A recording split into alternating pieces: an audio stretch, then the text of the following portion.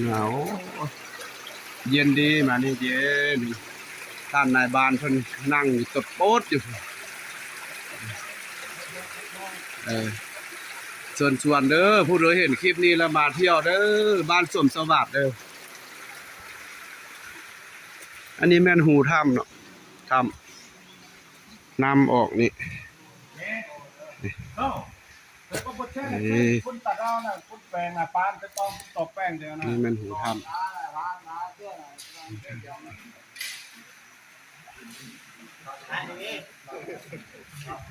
นี่อันนี้นักสำรวจเขาก็มาฮอดแล้วเนาะถือว่าสำเร็จแล้วอยู่ประมาณ 60% เนาะแต่ว่าปีใหม่ลาวนี่ถือว่าตอนรับนักท่องเที่ยวได้เต็มร้อยเลยเพิ่นว่านะเขาชมถ้ำนี่เด้อนี่มีถ้ำเลยนะ